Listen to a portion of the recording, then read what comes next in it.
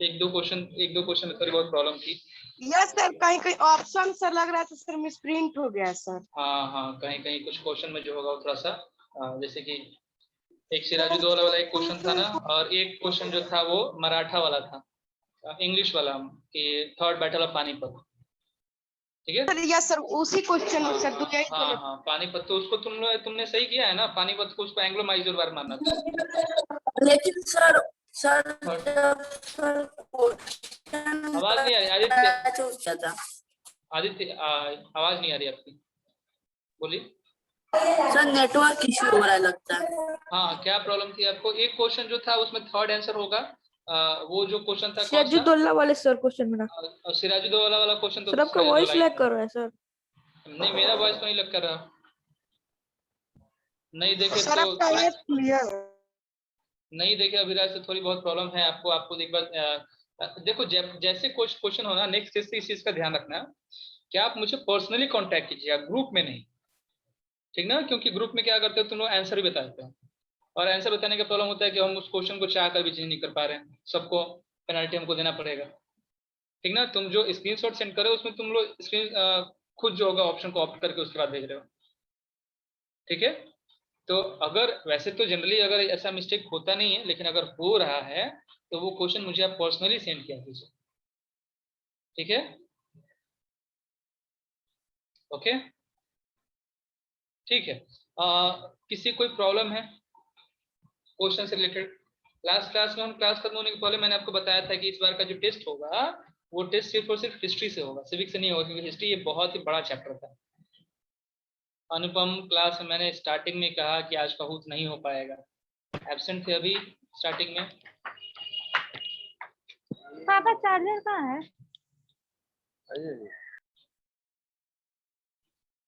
Result अभी आपके बाकी सारे टेस्ट बाकी हैं, वो सारे टेस्ट हो जाएंगे तो आपका कंप्लीशन ऑफ टेस्ट जो होंगे आपके रिजल्ट प्रोवाइड कर दी जाएंगे आपको। अभी और भी टेस्ट बाकी हैं, उसके बाद कंबाइंड रिजल्ट मिलेगा आप लोग को। इंग्लिश का टेस्ट अभी बाकी है I think, okay.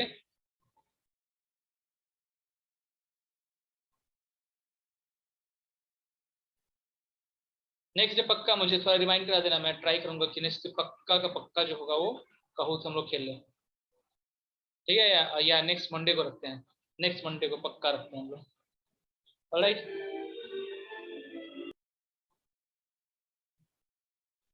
No Anay Srivastava,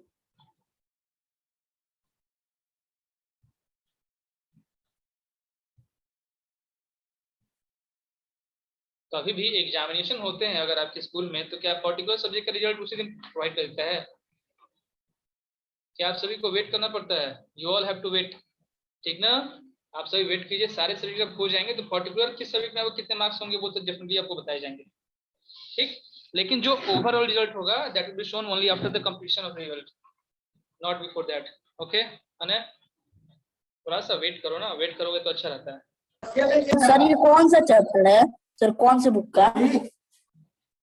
ये है कौन पूछने वाले क्वेश्चन, कौन सा चैप्टर है, कौन सा बुक का? किसने पूछा ये? सर एसएसटी में सर एसएसटी में 2 बुक है सर। मैं आदित्य कुमार यादव बोल रहा हूँ सर। एसएसटी में सर 2 बुक है। ये लास्ट क्लास किए थे बाबू तुम? यस सर, किए थे सर। तो लास्ट क्लास में ये किस बुक से लिया गया था? लास्ट क्लास में हम कौन सी बुक से आपको पढ़ा रहे थे?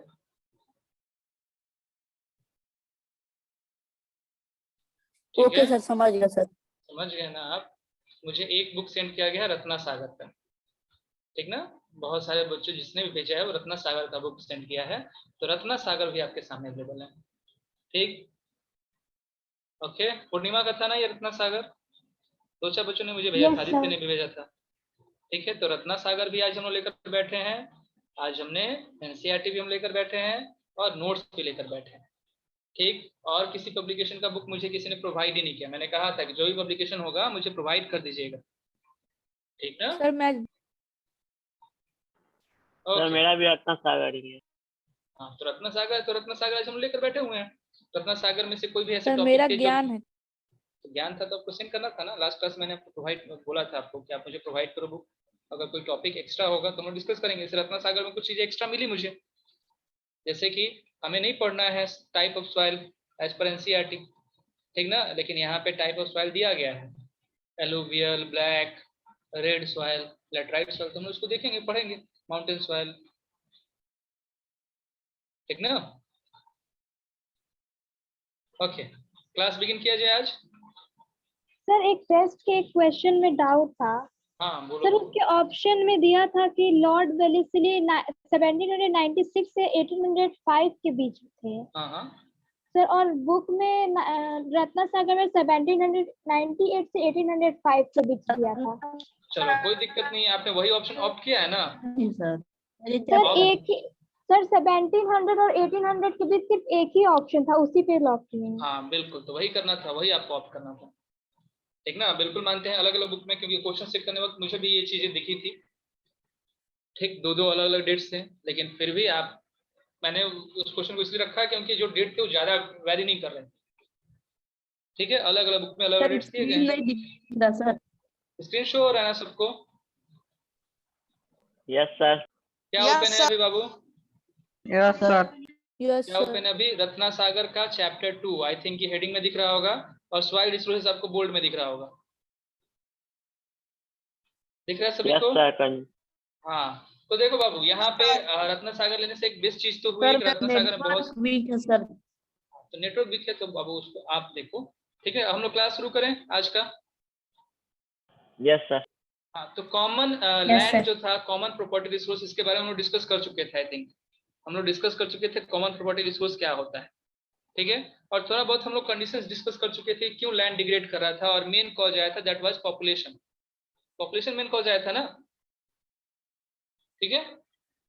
और हम लोग ये भी डिस्कस किए थे कि कल्टीवेशन जो होगा, कल्टीवेशन या यूज ऑफ लैंड जो होगा वो डिपेंड करता है इन सभी चीजों पे, इन चारों फैक्टर पे, relief, fertility, availability of water, needs of people, words भले ही अलग होंगे, ठीक ना।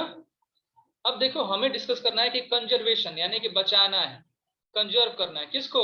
लैंड रिसोर्सेज को, सभी जगह से हम लोग सबको एक कम्युनिकेट करेंगे। जिसके पास रत्ना सागर नहीं होगा वो एनसीईआरटी नोट कर लेंगे, जैसे भी, जैसे आपको करना होगा, ठीक ना। तो देखो ये सब में आपको एक ही जैसा मिलेगा कि हमको कैसे चेक करना है रेट ऑफ डिग्रेडेशन। डिग्रेडेशन मतलब कि लैंड अगर खराब हो रहा है तो उसको हम लोग कैसे रोक सकते हैं, डिग्रेड होने से, मतलब वेस्ट होने से लैंड को कैसे बचा सकते हैं। तो कुछ मेजर्स जो आप सभी ने सजेस्ट किया था वो था एफोरेस्टेशन, ठीक है। एफोरेस्टेशन याद है सभी को? एफोरेस्टेशन क्या होता है आपको पता है ना? Yes sir. नहीं पता है? सर ज्यादा से ज्यादा पेड़ लगाना है। हाँ, ज्यादा से ज्यादा जो होगा वो पेड़ लगाना है। जैसे डिफोरेस्टेशन होता है कि हम वहां पे क्या करते हैं, इमेंस कटिंग ऑफ ट्रीज करते हैं, यहाँ पे हम लोग क्या करेंगे, planting more and more trees करेंगे, ठीक ना।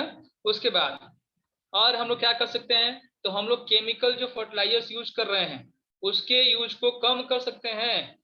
केमिकल्स का यूज अगर कम कर देंगे तो क्या लैंड की क्वालिटी बची रहेगी कि नहीं?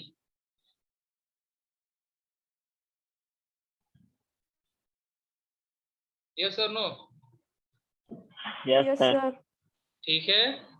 अगर हम पेस्टिसाइड वगैरह जो होगा कम से कम डालेंगे, पेस्टिसाइड वगैरह हम अगर कम से कम डालेंगे तो पॉल्यूशन कम होगा।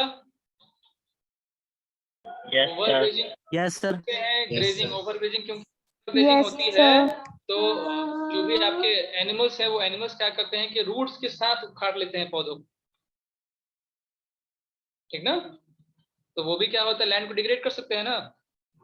रूट्स के साथ उखाड़ेंगे तो रूट्स होंगे वो क्या करेंगे कि रूट्स में सॉइल जो होगा सॉइल को भी अपने साथ लेकर चले जाएंगे। तो ओवरग्रेजिंग जो होगा वो क्या करता है, डेजर्टिफिकेशन एक तरीके से बढ़ा देता है, ठीक। एक और वर्ड दिया है लैंड रिक्लेमेशन। रिक्लेम का मतलब होता है सुधार करना, यानी कि जमीन जो होगा, जो जमीन जो होगी हमारे वेस्ट है, बैरन लैंड है, उसको हम और अच्छा बिल्डअप कर सकते हैं, ठीक है। समझ में आ रही बात?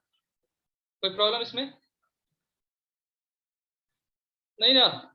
देखो अब यहाँ पे लैंड रिसोर्सेज में कुछ चीजें यहाँ पे दी है, रत्ना सागर के बुक में दी गई है। देखो जरा यहाँ पे क्या क्या लिखा है।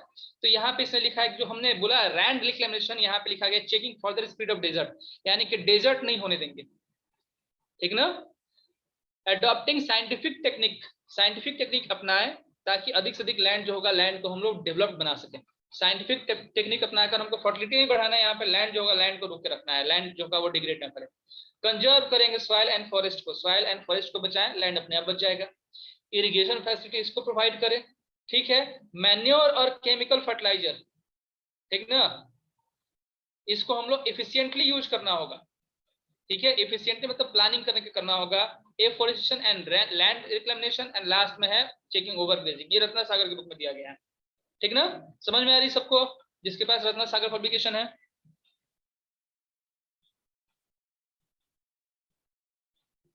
ओके, तो अब देखो तुमको नोट्स यहाँ पे बनाने हैं। यहाँ पे हमने इसको कर लिया था कि conservation of land resource, I think आपने इसको नोट डाउन कर लिया होगा। लैंड रिसोर्स का कंजर्वेशन कैसे करना है, कर चुके हो आप लोग?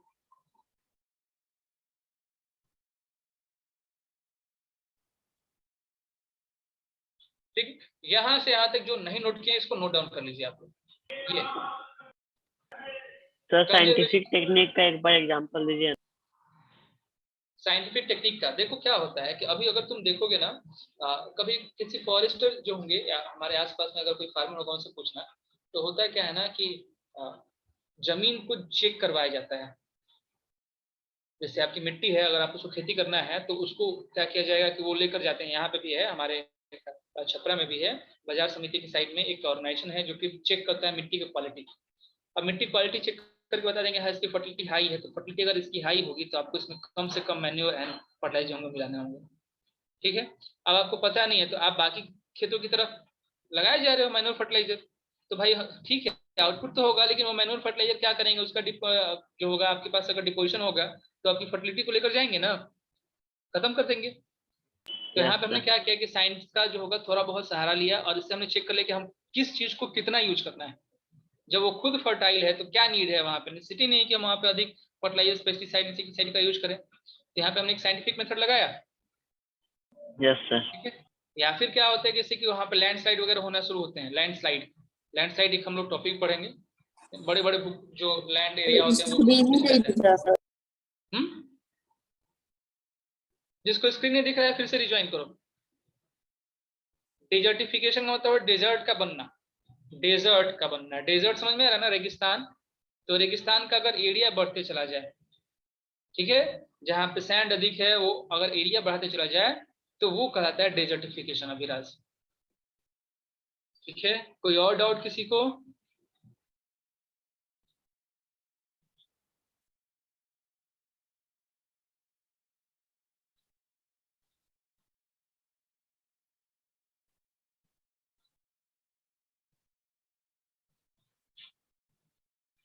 चलिए नोट कीजिए।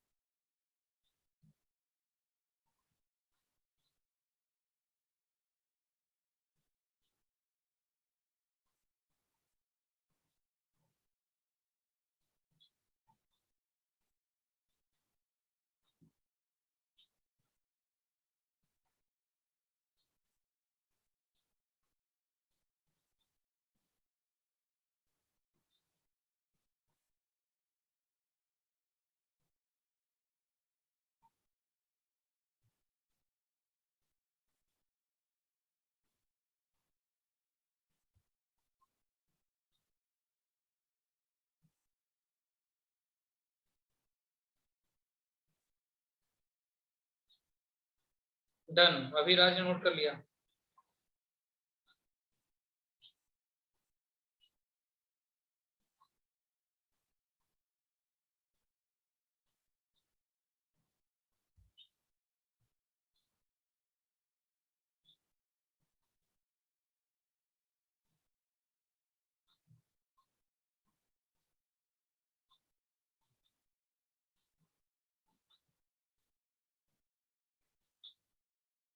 सभी नोट कर चुके हैं, ठीक।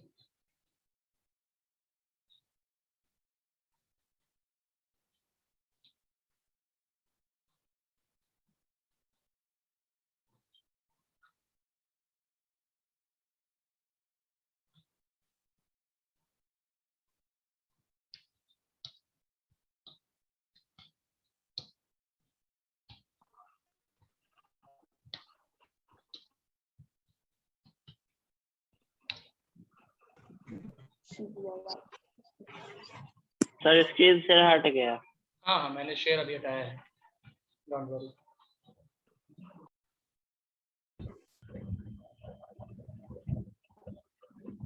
सर अभी लिखे नहीं सर, अभी अभी ज्वाइन सर, नेटवर्क प्रॉब्लम चल रहा था।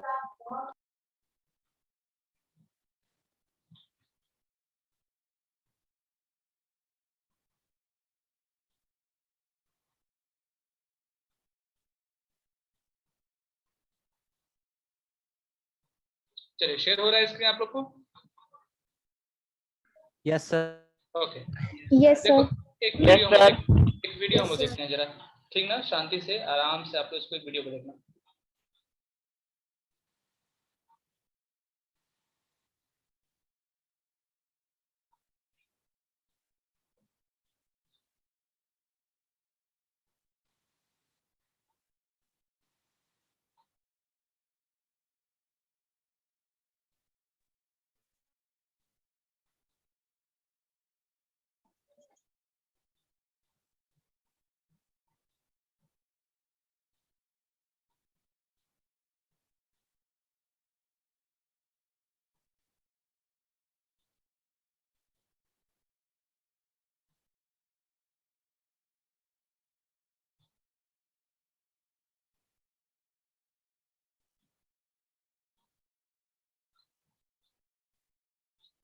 किसी को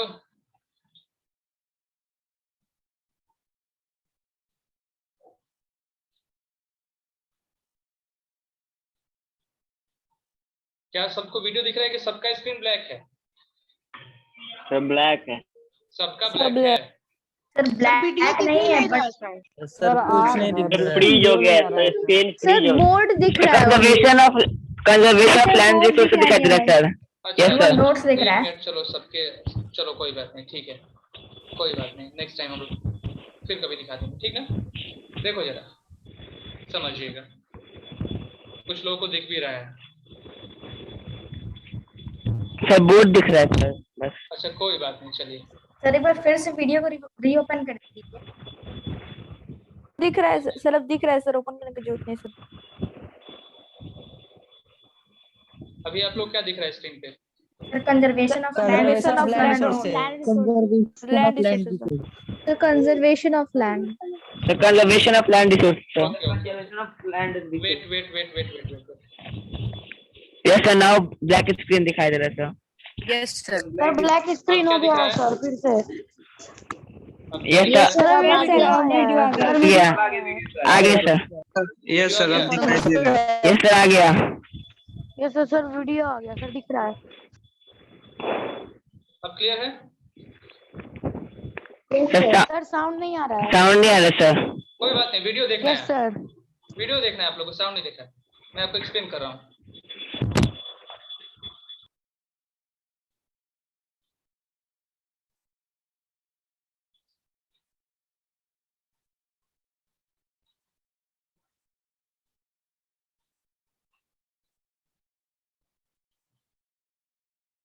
चलिए वॉइस आ रही है सभी को मेरी?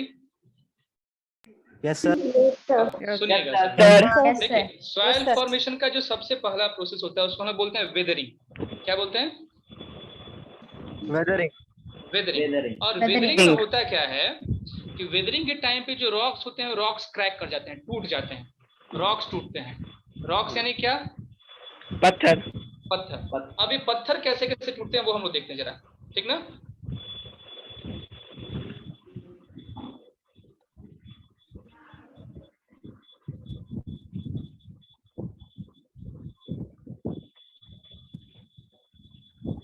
आप पर ऊपर जो भी दिख रहा होगा उसको एक बार पढ़ना सब।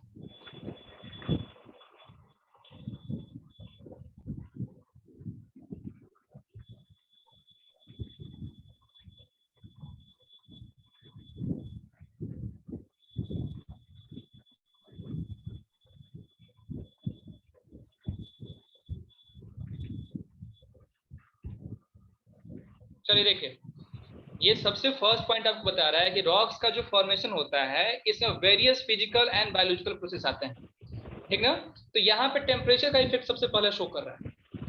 क्या होगा कि दिन के टाइम पे जो रॉक्स होते हैं वो रॉक्स क्या करते हैं, एक्सपैंड करते हैं, फैल जाते हैं, समझ में आ रही बात। और वहीं पे एट नाइट क्या होंगे, वो कॉन्ट्रैक्ट कर जाएंगे, कभी फैलेंगे और कभी सिकुड़ेंगे, फैलेंगे सिकुड़ेंगे, बात समझ रहे हो। Yes sir. ठीक है, और जब फैलेंगे और सिकुड़ेंगे तो हर एक पार्ट उनका एक साथ नहीं फैलता है। जैसे अगर हमारा बॉडी एक साथ खुले एक साथ अगर सिकुड़े तो बिल्कुल सही है, दिखेगा, लेकिन क्या होगा कुछ पार्ट ज्यादा फैल जाए, कुछ पार्ट कम फैले, कुछ ज्यादा सिकुड़े कुछ कम सिकुड़े, तो रिजल्ट क्या होगा कि हम लोग के बीच में क्रैक्स दिखने शुरू हो जाएंगे। Do you think so, cracks दिखना शुरू हो जाएगा। Yes sir. ठीक है, और वो क्रैक्स जो होंगे वो क्रैक्स करेंगे क्या, वेदरिंग। देखो ये बड़ा हो रहा है छोटा हो रहा है, दिख रहा है।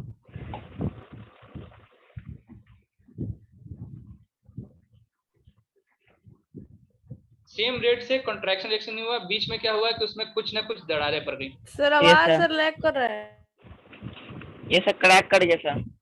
ठीक है, ये क्रैक कर चुका और टूट बन गया गया। क्या, सॉइल। पहला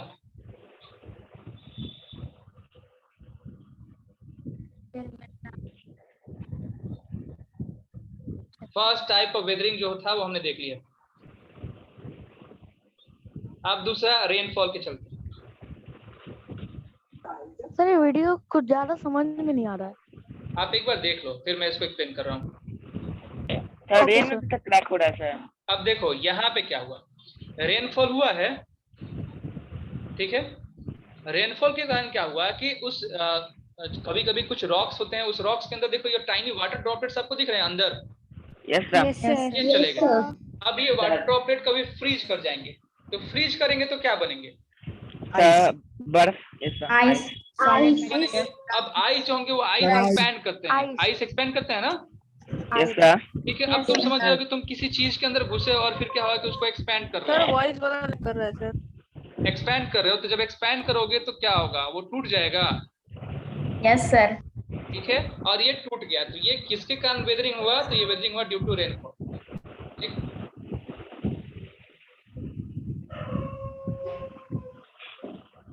अभी देखो रिवर जो होगा वाटर फ्लो कर रहा है वो वेदरिंग दिखा रहा है कि अगर पानी के अंदर हो जाए तो घिसेंगे, पानी के अंदर रिवर के अंदर अगर फ्लो कर रहे हैं तो, ठीक है। या विंड जो होगा, विंड उनको क्या करेगा, उनको तोड़ देगा, उड़ा के ले जाएगा सर। हाँ ब्रेक कर देगा।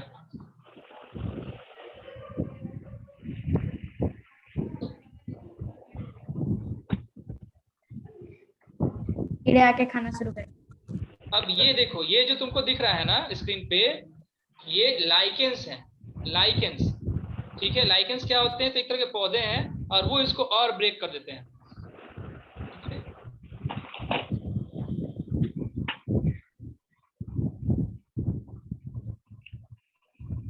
ठीक ना, बस यही चीज हमको समझना था।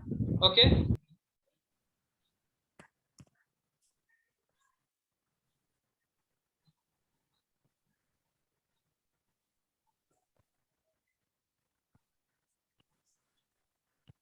सर फिर शेयर स्क्रीन हट गया।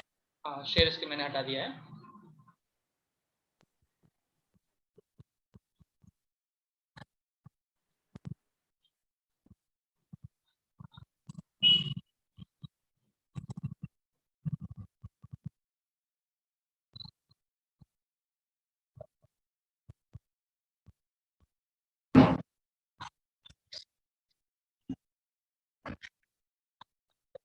सर अब आ गया।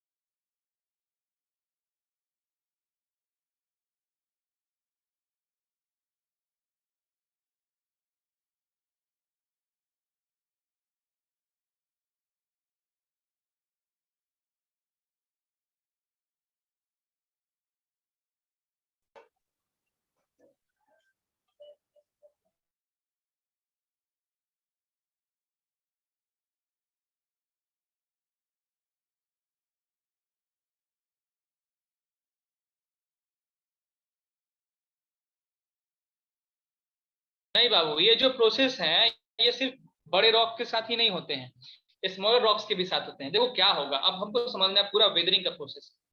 इस पूरे वेदरिंग के प्रोसेस में जो होगा, सबसे पहले सबसे पहले क्या होगा कि जो सबसे बड़े रॉक्स हैं, ठीक ना, स्क्रीन शेयर नहीं हो रहा है। वो छोटे होंगे, ठीक है, और जो सबसे छोटे रॉक होंगे वो और छोटे होंगे, और छोटे रॉक और छोटे होंगे, क्योंकि सॉइल के पार्टिकल सब देखते हो ना, बहुत छोटे छोटे होते हैं ना, ठीक ना, तो सॉइल बनेंगे। सभी को स्क्रीन शो हो रहा है अभी? स्क्रीन शो हो रहा है सबको कि नहीं? हाँ हो रहा है, कुछ लोगों को लग रहा है कि नहीं शो हो रहा है। ठीक है, अभी मैंने नोट्स पे हम लोग लेकर आए। तो सबसे पहले समझिए जरा डिफिनीशन क्या है सॉइल का, अलग अलग बुक से। देखिए सॉइल का डिफिनीशन दिया गया है कि जो सबसे ऊपर का जो थिन लेयर होता है, जो अपर मोस्ट थिन लेयर होते हैं किसी भी लैंड एरिया का, उसी लैंड एरिया के जो थिन लेयर होता है उसको हम सॉइल बोलते हैं। ये ऐसा कह रहा है NCERT. The thin layer of granny substance covering the surface of the earth is called soil. ठीक ना, समझ में आ रही बात? कोई प्रॉब्लम किसी को?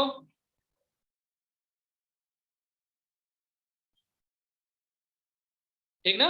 और ये सॉइल जो होगा वो लैंड से एकदम क्लोजली लिंक्ड है, क्लोजली। अब यही जो लैंडफॉर्म जो होंगे, अब क्या होंगे? ग्रेन, ग्रेन ग्रेन मतलब कि छोटे छोटे पार्टिकल्स, पार्टिकल्स ग्रेनी, एकदम स्मॉलेस्ट पार्टिकल वाला। ठीक ना। नैतिक फिर से रिज्वाइन करो, स्क्रीन शो हो रहा है, ठीक ना। अब देखो हमने जो देखा है अभी, तो ये जो पूरा का पूरा प्रोसेस था, उस प्रोसेस को हम लोग वेदरिंग बोलते हैं। ये जो प्रोसेस था इसको हम लोग बोलते हैं वेदरिंग। ठीक है, वेदरिंग में क्या होते हैं कि जो रॉक्स होते हैं वो रॉक्स आपके स्मॉलर पार्टिकल्स में टूटते हैं, छोटे छोटे पार्ट में टूट जाएंगे। ठीक ना। जैसे तुमने देखा है कि कभी सॉइल जो था, वो सॉइल जो रॉक्स थे, रॉक्स बड़े हो रहे थे, छोटे हो रहे थे, बड़े हो रहे थे, छोटे हो रहे थे, और रिजल्ट क्या हो गया? टूट गए। एक तो वो था ड्यू टू टेम्परेचर, क्लियर है, ड्यू टू टेम्परेचर। फिर हमने देखा कि कहीं पानी में बढ़ रहे हैं तो पानी में बढ़ेंगे, घिसेंगे, घिसेंगे तो उसके छोटे छोटे particles, minute particles, granny particles बाहर निकलना शुरू हो जाएंगे। सेकंड वन था, हमने वाटर देखा, वाटर ट्रैप हो गया था। फिर वो जब फ्रीज हुआ तो वो जब आइस में, तो आइस ने अपने प्लेस को लेना शुरू किया और उसने रॉक को ब्रेक कर दिया। ठीक, ऐसे प्रोसेस देखे। फिर उसके बाद देखिए उसके ऊपर लाइकेंस नाम के एक पौधे, छोटे पार्टिकल्स थे, वो उग गए और वो क्या हो गया? डिकम्पोज कर गए। फिर कुछ जानवर जो होंगे वो उसमें मर जाते हैं, उनके डेड एंड डिकेइंग पार्ट जो होंगे वहां पे ह्यूमस का फॉर्मेशन करते हैं, और ये सभी चीजें बनाते हैं एट लास्ट क्या? तो सॉइल का फॉर्मेशन करते हैं। ठीक है, सॉइल का फॉर्मेशन आप लोग समझ चुके हैं, सॉइल कैसे फॉर्म होता है? Any doubt?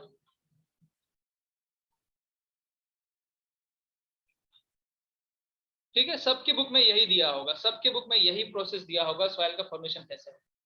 यहाँ पे एक केस स्टडी दिया है, इसको हम लास्ट में देखेंगे, सबसे लास्ट में केस स्टडी जो होगा इसको हम देखेंगे। अब देखो ये है सॉइल का प्रोफाइल, इस पिक्चर को ध्यान से देखना। सॉइल का प्रोफाइल अलग अलग बुक में यहाँ पे कुछ नेमिंग जो होगी वो अलग अलग हो सकती है। जैसे कि ये जो सबसे ऊपर का पार्ट है इसको हम लोग बोलते हैं ए, ये जो सबसे ऊपर है ये ए है, ये इसका बी होता है, इसको सी बोलते हैं, डी बोलते हैं, और इन सब को इनके सामने एक प्रीफिक्स लगाते हैं, बोलते हैं हॉरिजन। हॉरिजन यानी कि बंटवारा। ठीक ना, एक तरीके से समझा जाए तो सबसे ऊपर वाला हॉरिजन ए, फिर उसका हॉरिजन बी, फिर हॉरिजन सी, और फिर हॉरिजन डी। तो टोटल कितने पार्ट हैं, कितने हॉरिजन है सॉइल के अंदर?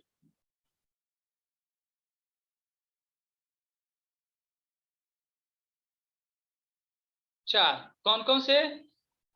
कौन कौन से?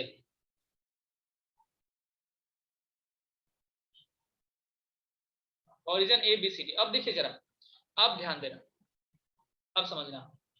देखो यहाँ पे सबसे पहले ये रॉक्स बहुत बड़े थे, बहुत बड़े, ठीक ना, ध्यान दीजिएगा, बहुत बड़े रॉक्स थे। तो ये रॉक्स वेदरिंग होंगे तो टूटेंगे, टूटेंगे कि नहीं टूटेंगे? विल इट ब्रेक और नॉट?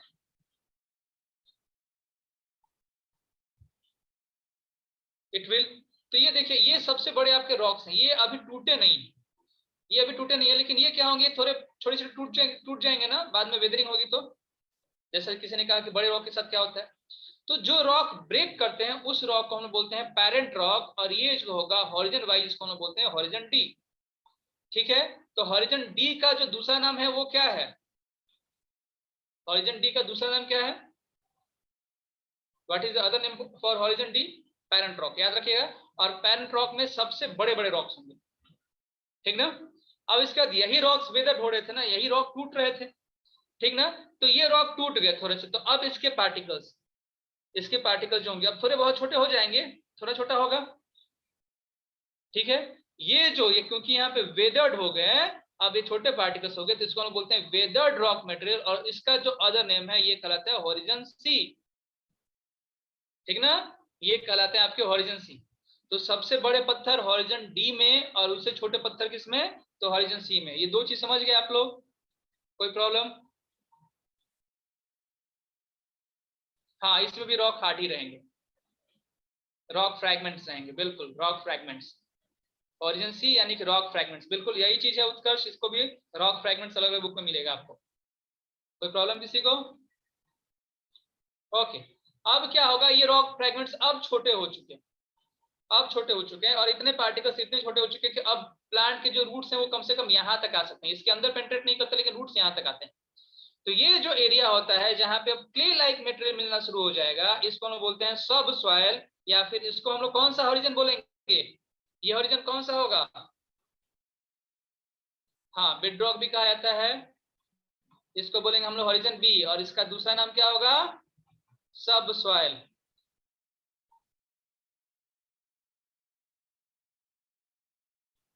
और एट लास्ट सबसे ऊपर जिसमें ह्यूमस है, जिसमें फर्टिलिटी होती है, उसको हम लोग बोलते हैं क्या, वो कहलाता है टॉप सॉइल, या अदर वर्ड्स में कहा जाए इसको क्या, तो इसको कहा जाए हॉरिजन ए, ठीक है। तो ये 4 हॉरिजन और उनके नेम्स क्लियर हुए आप लोग को, सभी को? चलिए ओके, अब क्या करते हैं, अब हम लोग थोड़ा एंटर करते हैं रत्ना सागर में। देखिए रत्ना सागर में क्या है, रत्ना सागर इसको क्या एक्सप्लेन कर रहा है, यहाँ ध्यान दीजिएगा। देखो रत्ना सागर में हॉरिजन ए को टॉप सॉइल बोला है, यही हमने भी कहा ना, टॉप सॉइल, इसमें ये टॉप मोस्ट लेयर है, यहाँ पे सॉल्युबल मिनरल्स रहेंगे, ऑर्गेनिक मटेरियल रहेंगे, डिकेक प्लांट रहेंगे, इसको हम लोग ह्यूमस बोलते हैं, और इसी में होती है लीचिंग, जो लाइकेन होगा था ना वो इसी के अंदर होता है, ठीक है, ये टॉप सॉइल। उसके बाद जस्ट बिलो कौन था, तो सब सॉइल था ना, क्लेई मटेरियल था, ठीक, इसके पास मिनरल कंटेंट काफी अधिक होंगे। उसके बाद जो तीसरा आता है, उस तीसरे को हम लोग बोलते हैं हॉरिजन सी, यहाँ पे रॉक के फ्रैगमेंट्स देखने को मिले, टुकड़े, ठीक ना। और एटला जो होगा उसको हम लोग बोलते हैं हॉरिजन डी, इसको पैरेंट रॉक कहा जाए, या कुछ बुक्स में इसको बेड रॉक लिखता है, ठीक ना। समझ में आई बात सभी को? Horizon A B C D सब में वही चीज हो गया।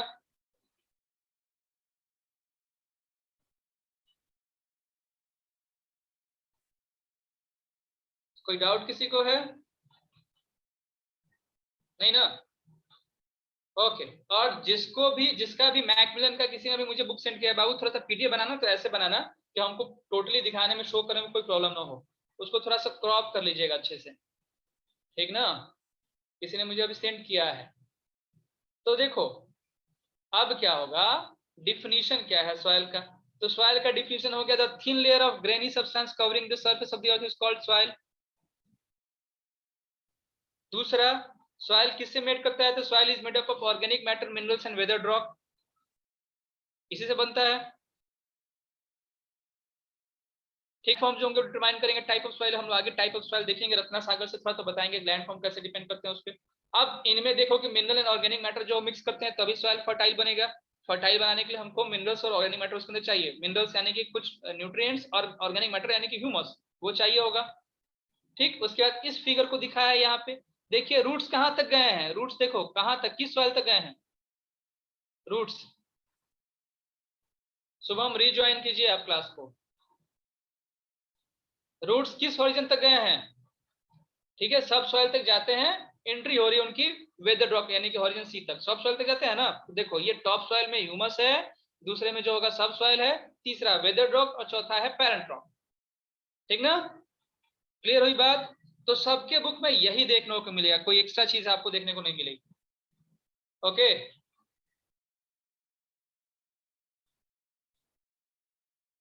चलिए, तो अब जरा इसको नोट डाउन करो आप लोग, सॉइल का डिफिनेशन नोट डाउन कर लीजिए जरा, यहाँ से ये जो 3 स्टेटमेंट है, 1 2 3, ठीक ना। और फिर ये हॉरिजन वाला फिगर बनाना हो तो जैसे बना के आप लोग नोट डाउन कर लेना। के 4 हॉरिजन होते हैं, ठीक ना। चलो यहाँ से नोट डाउन करना शुरू करो सॉइल से। हाँ उत्कर्ष बोलो।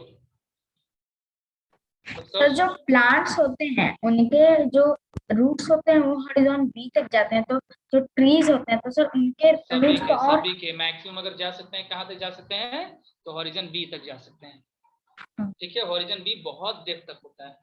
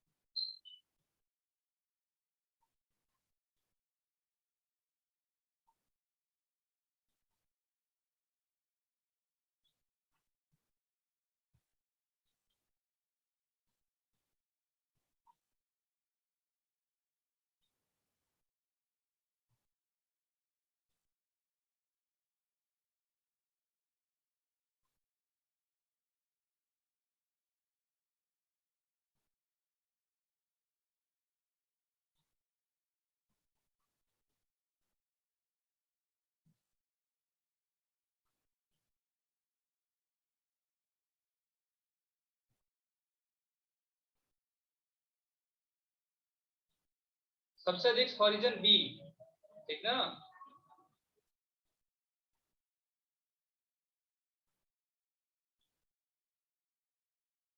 पूर्णिमा सबसे अधिक हॉरिजन बी।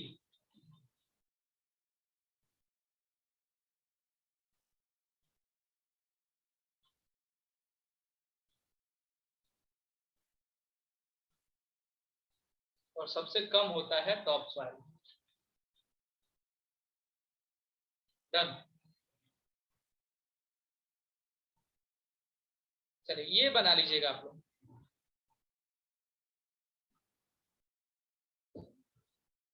ये आप लोग बस ABCD करके लिख लेना।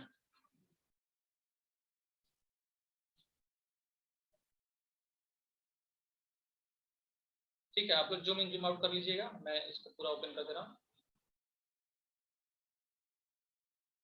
तो क्या क्या क्या, हाँ पिज्जा वाला, हाँ बिल्कुल बना सकते हो उत्कर्ष, बिल्कुल बना सकते हो पिज्जा स्लाइस का, वही बना लो।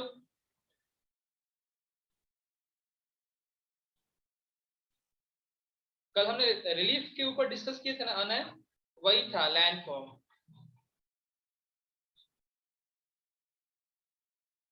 व्हाट ब्रेक्स सॉइल्स और रॉक शशांक?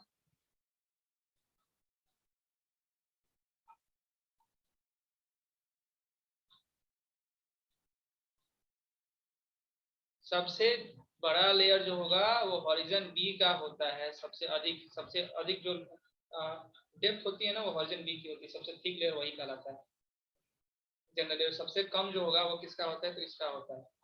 हॉरिजन बी के बाद आता है जनरली हॉरिजन सी, हॉरिजन सी के बाद आता है हॉरिजन डी, और सबसे छोटा होता है हॉरिजन ए। और इसके ऊपर भी एक और हम आगे पढ़ेंगे, इसको हॉरिजन ओ बोलते हैं। ओके, डाउट क्लियर हो गए सबके?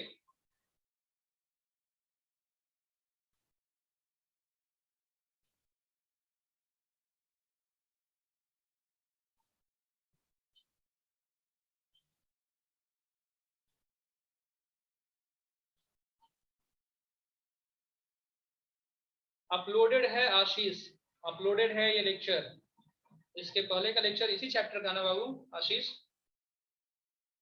लैंड रिसोर्सेज के लेक्चर की डिमांड कर रहे हैं ना आप? हाँ, it was uploaded, already uploaded.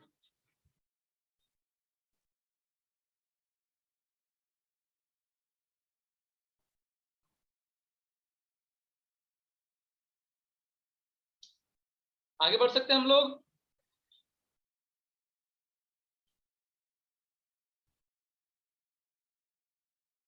Done.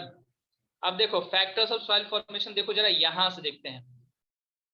देखिए ये बड़ा अच्छा फिगर, मुझे बहुत अच्छा लगा, इसलिए मैंने अपने नोट्स में भी इसी से को रखा है। ठीक ना। तो सॉइल को बनाने के लिए जो मेजर फैक्टर्स थे, एक तो पेरेंट रॉक था, रॉक जैसा होगा वैसा बनेगा, ठीक ना, जैसा रॉक होगा सॉइल का फॉर्मेशन वैसा ही होगा, क्योंकि भाई आखिर में पेरेंट तो वही है, ठीक ना, समझ में आ रही बात ना मेरी। उसके बाद क्या होगा कि कुछ और फैक्टर होते हैं, इसको बोलते हैं क्लाइमेटिक फैक्टर, जो हमने देखा था, क्लाइमेटिक फैक्टर जो जो उसमें उसके ऊपर किए थे। और उसके बाद था टोपोग्राफी, टोपोग्राफी यानी कि वही जो लैंड फॉर्म्स की बात हो रही थी, लैंड फॉर्म्स की। अब मैं थोड़ा सा अपने वर्ड में समझाता हूँ इसको समझिएगा। देखो सपोज करो ये मेरा एक पहाड़ है, और यहाँ पे क्या हुआ, इस जगह पे एक रॉक है, ठीक है, रॉक है। अब क्या होगा, इसके ऊपर वेदरिंग होगा, तो वेदरिंग होने के बाद यहाँ के जो भी पार्टिकल्स होंगे, सैंड सीट वगैरह, ये सब यहाँ से बह के नीचे जाएंगे ना, डाउनवर्ड ड्यू टू ग्रेविटी, जाएंगे नहीं?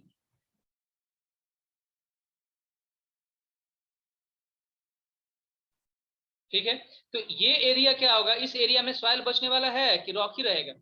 इस एरिया में यहाँ A to B क्या सॉइल रहेंगे कि यहाँ पे रॉक ही रहेगा?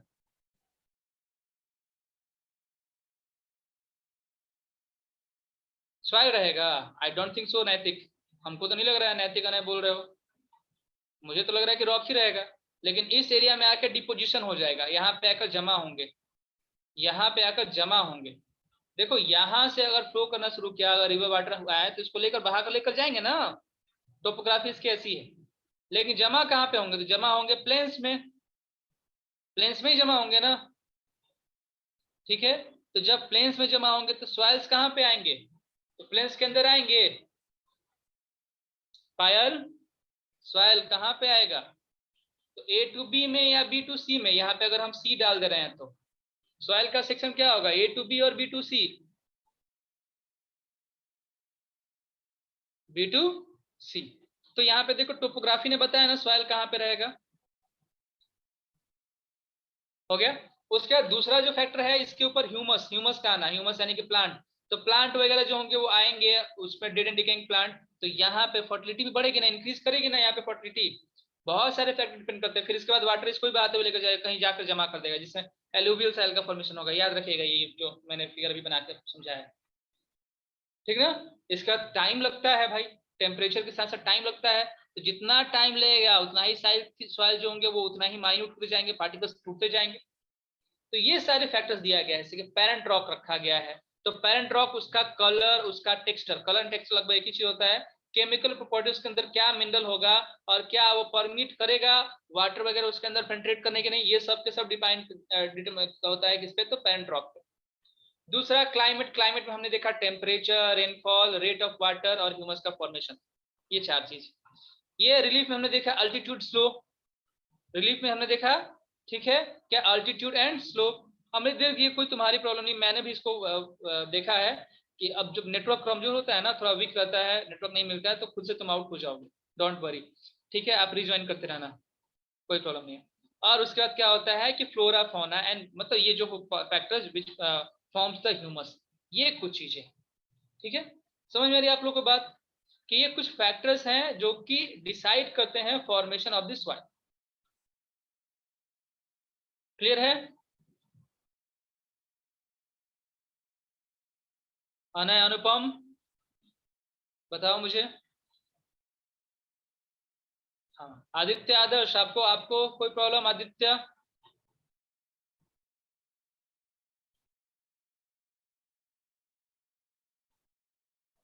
नहीं ना, ओके। तो ये समझ सकते हो ये फैक्टर्स कैसे डिटरमाइन करते हैं फॉर्मेशन ऑफ सॉइल। तो चलो अब जरा हम लोग चाहते हैं नोट्स पे, एक बार फिर हम लोग नोट्स पे देखते हैं। हाँ ठीक है, यहाँ ध्यान दो अमृत, फिर से ध्यान दो, मैं फिर से एक बार वही चीज एक्सप्लेन करने जा रहा हूँ यहाँ पे। देखिए यहाँ पे फैक्टर जो जो सॉइल फॉर्मेशन कर रहा है, तो सबसे पहले हम देखे थे क्या मेजर फैक्टर थे, नेचर ऑफ पेरेंट मटेरियल, फिर क्लाइमेट था, उसका तीन और फैक्टर हम देखे हैं, topography, organic material and time.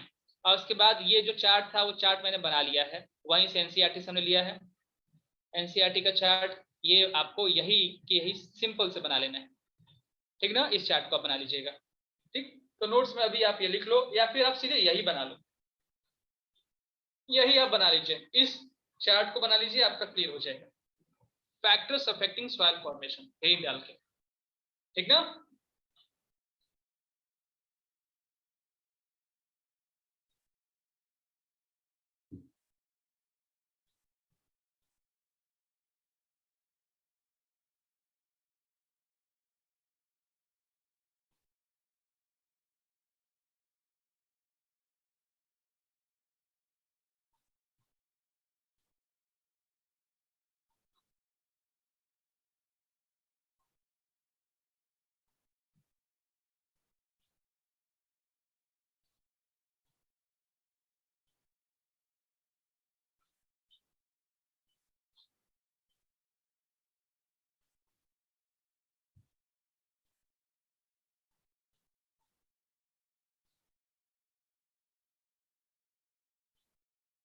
हाँ, यहाँ पे लिविंग ऑर्गेनिज्म है अभिराज, देखो ये लिविंग ऑर्गेनिज्म के अंदर आते हैं। ये जो है फ्लोरा फौना एंड माइक्रोनिज्म, ये लिविंग ऑर्गेनिज्म के अंदर आते हैं अभिराज। टॉपिक ये है बाबू, यहाँ पे नीचे देखो टॉपिक है फैक्टर्स अफेक्टिंग सॉइल फॉर्मेशन।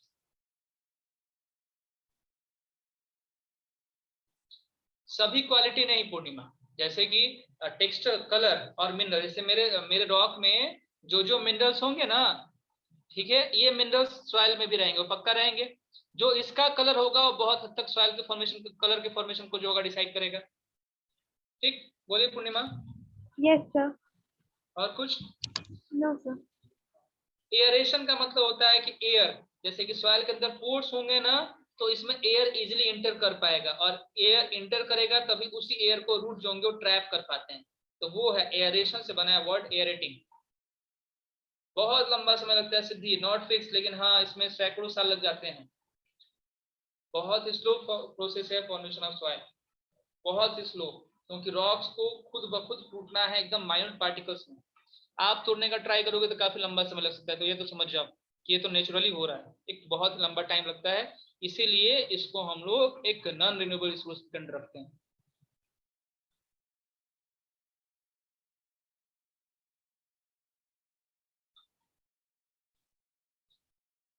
सभी के डाउट क्लियर हो गए? अमृत तुम्हारा, अमृत दीर्घ?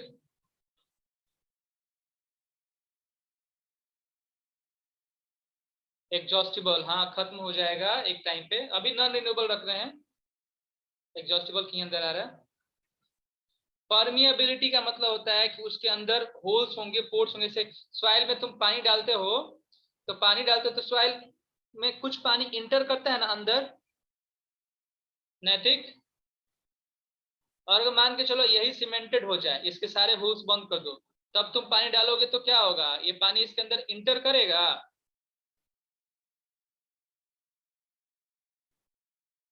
नहीं। तो यही जो rate of water retaining capacity होती है ना, इसी को हम बोलते हैं परमिएबिलिटी।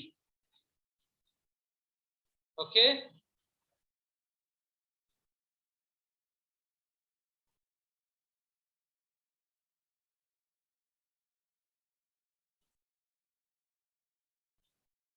डायग्राम बना चुके आप लोग?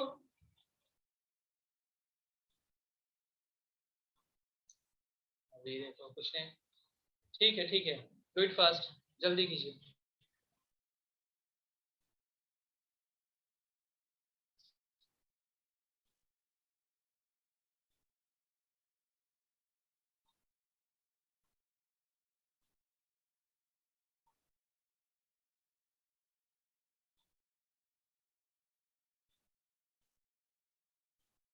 Done, okay.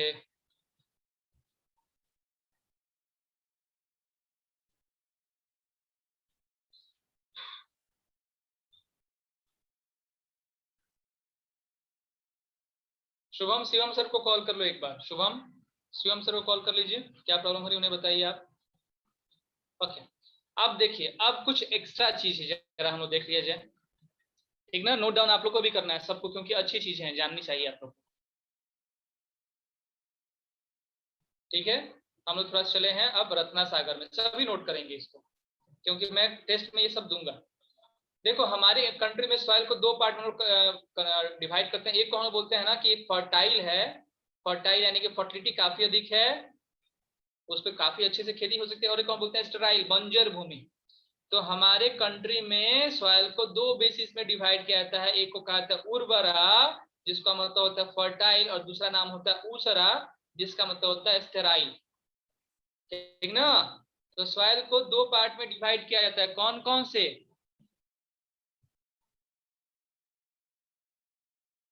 बताएंगे आप सभी, कौन कौन से हैं? चैट सेक्शन में बताइएगा। उर्वरा और ऊसरा, ये पहले से स्टार्टिंग से ही। ठीक ना। तो इसको याद रखना है, नोट करना है आप लोग को, तो नोट कर लो, नोट कर लीजिए।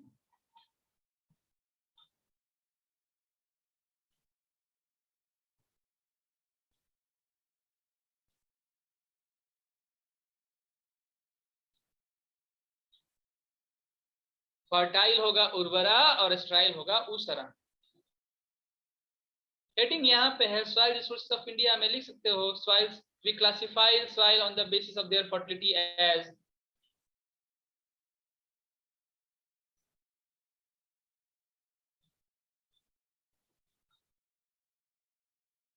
ठीक ना। नोट कर चुके? बहुत सिंपल सा। अब नोट नहीं करना है, आपको समझना है। अब नोट डाउन नहीं करना है। ठीक है, डन। उर्वरा ऊसरा बस यही लिखना था। अब देखो, कुछ सॉइल को हमें बोलते हैं कि वो सॉइल एलुवियल सॉइल होते हैं। एलुवियल सॉइल हिंदी में कहा जाए जलोढ़ मिट्टी। ठीक ना। ये जो एरिया तुमको दिख रहा है ना, देखो मैप पे देखना, एक मिनट। हमारा जो एरिया है मैप का, ये देखिएगा, यहाँ से ये जो एरिया दिख रहा है ना, जिसमें बिहार आ रहा है, उत्तर प्रदेश आ रहा है, सम पार्ट्स ऑफ बंगाल आ रहे हैं, यहाँ पे इधर जो होगा कुछ पार्ट राजस्थान का, गुजरात का आ रहा है। इन सभी पार्ट में क्या होता है कि जो पेरेनियल रिवर्स हैं, यहाँ से नदियां जो बहती हैं हिमालय से, गंगा, यमुना, ब्रह्मपुत्रा, ये अपने साथ साथ, वो मैंने अभी फिगर बनाया था ना कि यहाँ से पानी उसको ढोकर लेकर जाएगा, वाटर, और ये ढोकर ले जाएंगे, प्लेन्स में लेकर, यहाँ कहीं डिपोजिट करते हैं, जमा करते हैं, यहाँ पे लाकर ले आएंगे, यहाँ पे छोड़कर चले जाएंगे, डिपोजिट कर देंगे। तो इस डिपोजिशन के चलते जो सॉइल बनता है, उस सॉइल को हम बोलते हैं एलुवियल सॉइल। ठीक है। तो it is found in the plains of northern India and in the flood plains and the deltas of the major rivers. जहां आसपास की नदियां होंगी, वहां पे जो मिट्टी मिलेगी वो एलुवियल सॉइल होते हैं। और ये बनते कैसे हैं? They are form due to the deposition of sediments by the river. ठीक है, समझ में आया एलुवियल सॉइल?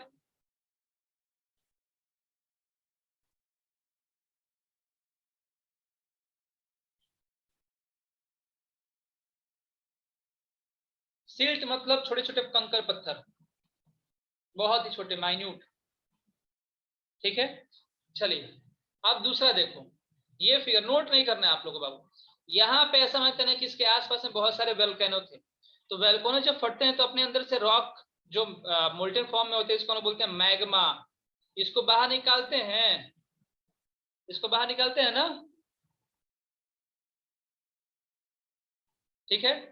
इस मैग्मा के अंदर काफी अधिक अमाउंट में क्या होगा? मिनरल्स होंगे। हाँ, एलुवियल में सिल्ट होता है। ठीक ना। तो ये जो होंगे, इसमें बहुत सारे मिनरल्स होने के चलते इसका कलर ब्लैक हो जाता है, और इसी कारण से इस एरिया में पाए जाने वाला जो सॉइल होता है, इसको हम लोग बोलते हैं ब्लैक सॉइल। और इस सॉइल में सबसे अधिक जो खेती होती है वो किसकी होती है? कॉटन की। सबसे अधिक खेती इसमें किसकी होती है? कॉटन की होती है। देखो यहाँ पे दिया होगा ब्लैक सॉइल, लावा निकलते हैं, मैग्मा निकलते हैं, इसलिए कहते हैं इसको हम लोग ब्लैक लावा सॉइल। हाँ, हॉट मोल्टेन रॉक, मैग्मा का मतलब अमृत।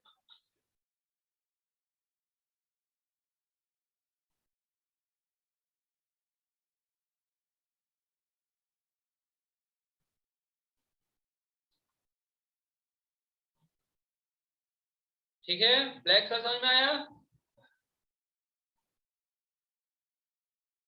अब देखो तीसरा, तीसरा देखा जाए।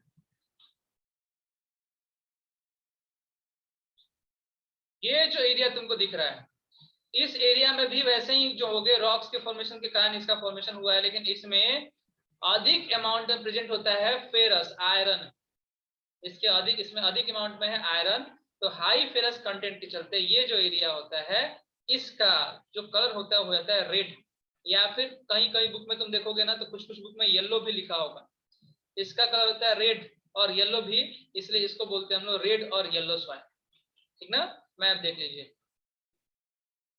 तो अगला जो सॉइल है वो है रेड सॉइल, इसी को हम बोलते हैं रेड एंड येलो सॉइल, ठीक ना। रेड और येलो सॉइल में फर्टिलिटी बहुत कम होती है। समझ में आई बात? हो गया। अच्छा अब देखो, अगर बहुत अधिक हाई रेन होगा, बहुत अधिक हाई रेन, फिगर दिया है ब्लैक सॉइल का और रेड सॉइल का, बहुत ही हाई रेन होगा तो टॉप सॉइल बह के चला जाएगा ना।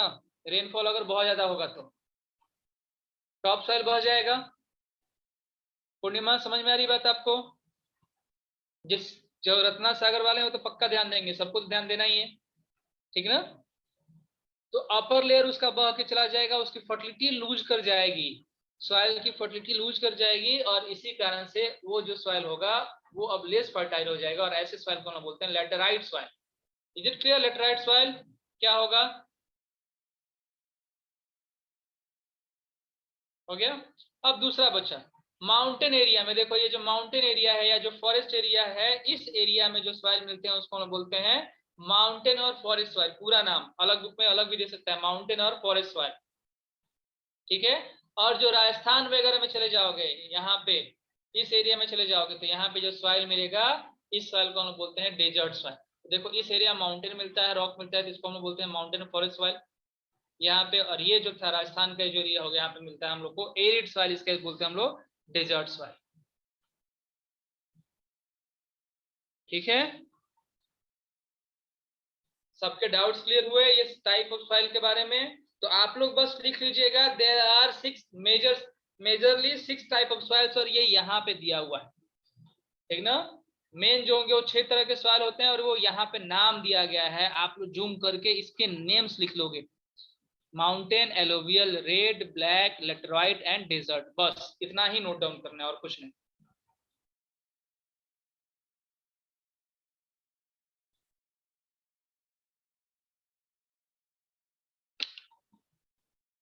Who said कि mountain soil is not suitable for cultivation?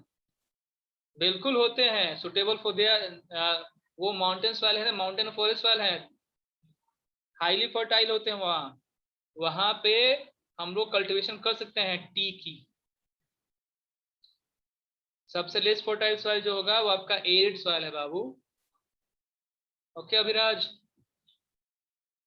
हाँ कल्टीवेशन हम लोग एलुवियल में सॉइल नहीं कर पाते हैं टी का, बिकॉज वहां पे हमारे पास क्लाइमेटिक कंडीशन वैसे क्रिएट नहीं हो पाते हैं। क्या दिया है बुक में mountain soil?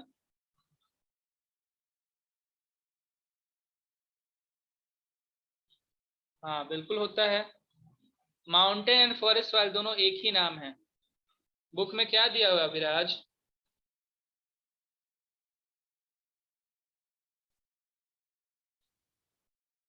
Not suitable for cultivation without preparation दिया हुआ होगा अगर सही से, और अगर दिया हुआ नॉट सुटेबल फॉर कल्टीवेशन तो गलत काट लीजिए, गलत दिया हुआ आपके बुक में।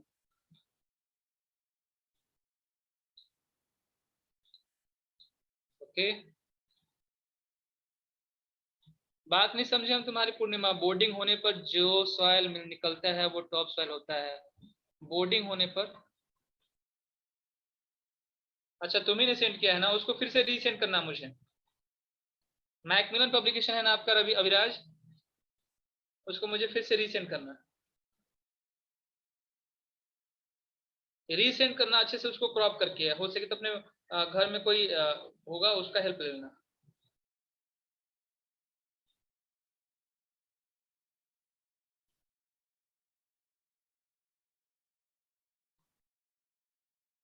बहुत शॉर्ट में लिख दिया आपको अविराज, ओके बहुत शॉर्ट में लिखा है इसलिए आपको क्लियर नहीं किया है।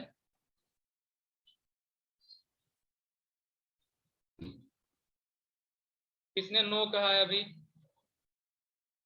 अनय श्रीवास्तव कोई प्रॉब्लम है आपको? अनय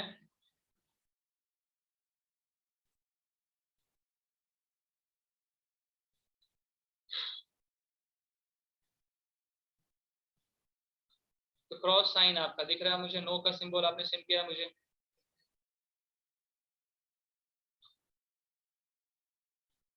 चलिए मूविंग अहेड। तो अब हमने पूरा का पूरा क्लियर तो कर लिया, अब आपको पता होगा सॉइल इरोजन, सब बताते सबको मालूम होगा सॉइल इरोजन क्या होता है। आज का क्लास यही रहने दे कि और आगे पढ़ाएं आप लोग को हम?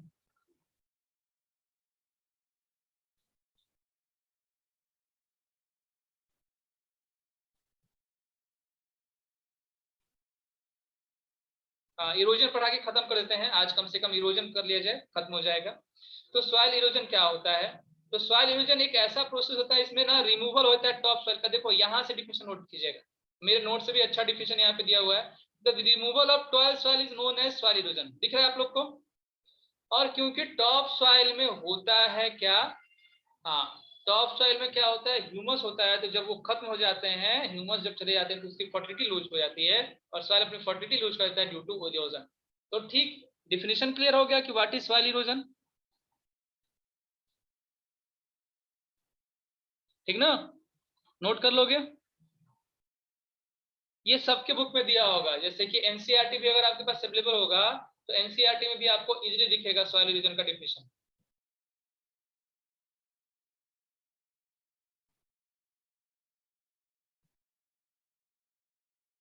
क्या फिजिकल लॉस? हाँ बिल्कुल कहा जाता है।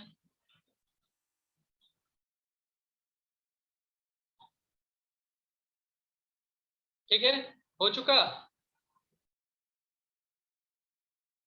अब देखो इसमें कौन कौन से फैक्टर हैं। तो भाई एटमॉस्फेरिक फैक्टर जो होगा, जो आपके फिजिकल फैक्टर से, वो तो डिपेंड करते हैं। बारिश हो गया, बहुत अधिक टेम्परेचर बढ़ गया, या कभी फ्लड आ गया, तो वो तो इफेक्ट करेंगे ही करेंगे, पक्का करेंगे।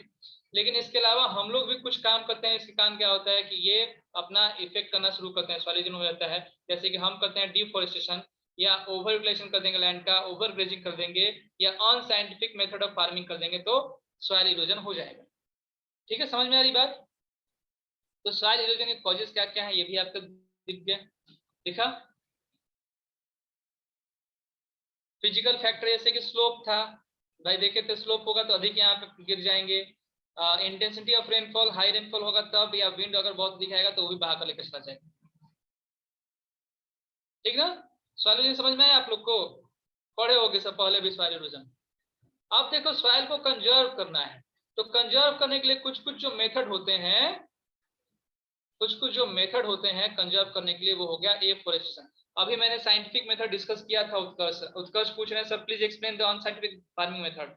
अरे बाबू, जब कहा गया था, आपको बताया गया था ना कि साइंस का हेल्प लेंगे, हम थोड़ा फर्टिलिटी अपनी जांच कर लेंगे, और उसके बाद जब जांचने के बाद हम लोग क्या करेंगे कि हम लोग डिसाइड करेंगे कि कितना उसमें हमें फर्टिलाइजर वगैरह यूज करना चाहिए, कितना यूज नहीं करना चाहिए। और हम क्या किए कि हम पूरा का पूरा फर्टिलाइजर डाले जा रहे हैं, तो सॉइल इरोजन होगा कि नहीं होगा? ओवर इरिगेशन करते जा रहे हैं। उत्कर्ष, थोड़ा बहुत क्लास में ध्यान दिया करो, एक ही चीज बार बार रिपीट करना सही नहीं लगता है मुझे, ठीक ना? उसके बाद यहाँ पे देखिए ओवर ग्रेजिंग। यहाँ पे समझ रहे हो? इसको अगर हम रोक सकते हैं, चेक करेंगे, रोके तो क्या होगा, सॉइल इरोजन जो होगा वो कंट्रोल हो सकता है।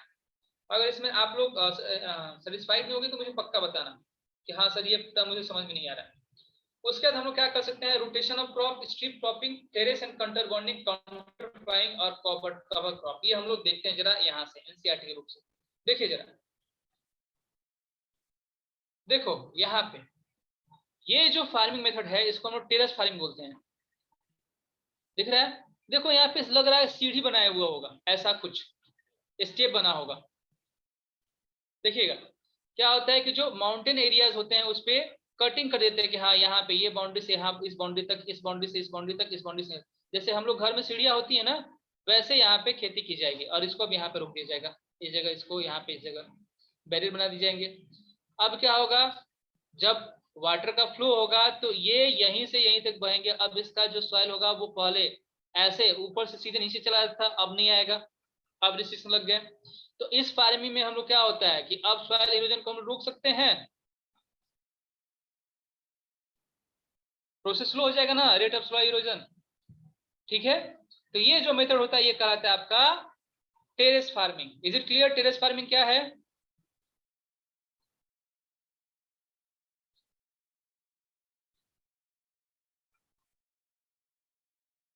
सबको क्लियर है ना टेरेस फार्मिंग? इरम, फातिमा, इरम बताइए। ओके, अब देखो दूसरा ऐसा ही होता है, लेकिन तुम लोग गांव में जाओगे देखना कभी कभी क्या होता है कि जब मिट्टी बहने लगती हैं तो लोग यहाँ पे रॉक्स लगाते हैं, रॉक्स, पत्थर लगा देंगे ताकि इसकी मिट्टी यहाँ तक बह कर ना जाए। फिर बाकी एरिया मिलेगा, फिर क्या होगा, जहां बह के जाने होगा ना वहां पे क्या होंगे, लोग रॉक्स लगा देंगे। ठीक है, समझ में आ रही बात? देखें ऐसा कभी गांव में जाओगे तुमको बहुत ही देखने को मिलेगा, मिट्टी का टावर रोकने के लिए वहां पे लोग रॉक्स लगाते हैं।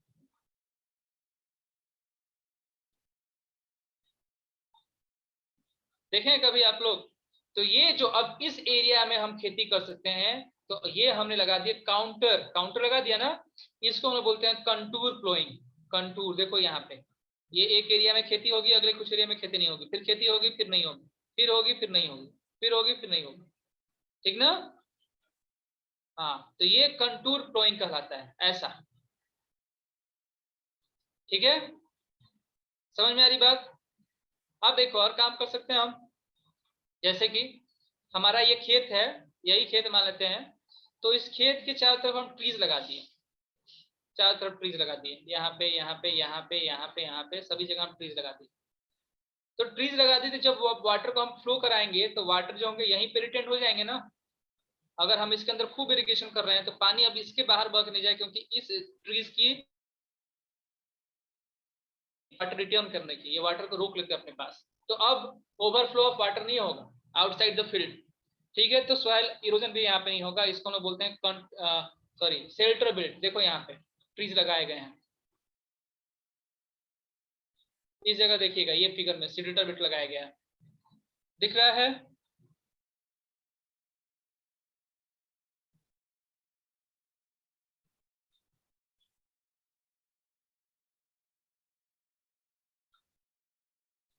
सभी समझ रहे हो?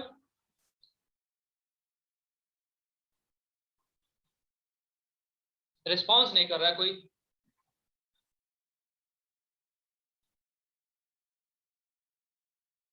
ओके, ठीक है, समझ चुके। तो अब एक लास्ट वन देखते हैं हम लोग, इंटरक्रॉपिंग। तुम लोग गांव में जाओगे ना या कहीं पे जाओगे, देखोगे खेती की जाती है ऐसे मेयर बनाकर, एक लाइन इसमें कुछ बो दिया जाएगा और फिर अगला लाइन जो होगा इसमें कुछ और बोया जाएगा, यहाँ पे कुछ और सो किया जाएगा, फिर अगले लाइन में कुछ और सो किया जाएगा, फिर अगले लाइन में कुछ और से किया जाएगा।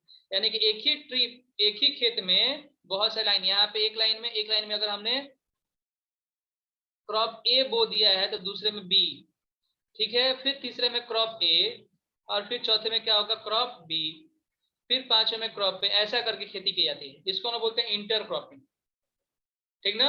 एक ही खेत में दो तरह क्रॉप उगाना, ठीक है, अल्टरनेट करके, इसी को हम बोलते हैं इंटर क्रॉपिंग। तो ये भी मेथड जो होगा वो क्या करता है, वाटर रिटेन करने लगता है। यहाँ से अगर फ्लो करके आया तो यहाँ रुकेगा, यहाँ फ्लो करके यहाँ रुकेगा, इसका फ्लो करके इधर रुकेगा, और रिजल्ट क्या होगा, वाटर कभी भी फ्लो करके आउट नहीं आता है, ठीक ना? हाँ, स्ट्रिप क्रॉपिंग भी करते हैं, बिल्कुल अभिराज, ठीक है, समझ में आया?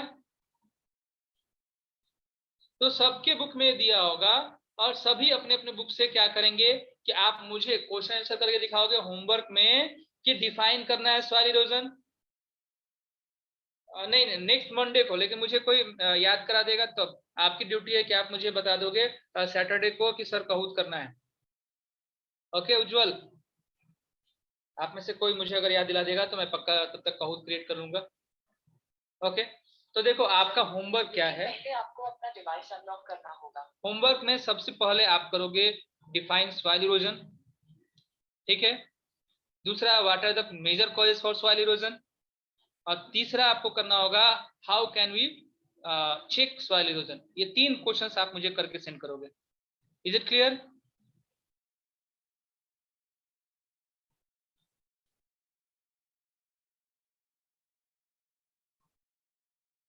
हाँ उत्कर्ष बताइए। सर ये तीनों क्वेश्चंस का एक बार टेक्स्ट मैसेज ग्रुप पे डाल दीजिएगा। हाँ बिल्कुल डाल देंगे बाबू, बिल्कुल। आज के जो भी क्वेश्चंस बन रहे हैं ना, मैं 3 क्वेश्चन नहीं कुछ और भी आपको, और मैं एक लिंक स्पेशली आपको एक लिंक प्रोवाइड करूंगा, अभी थोड़ी देर में आपको लिंक प्रोवाइड कर दे रहा हूँ, जिसपे आप क्या करोगे कि आप अपने क्वेश्चन से सेंड करोगे, ठीक ना? एसएसटी का एक लिंक मैं तुरंत प्रोवाइड कर रहा हूँ, डेडलाइन में आपको व्हाट्सएप में कर दे रहा हूँ। ओके, यस कौशिक बोलिए।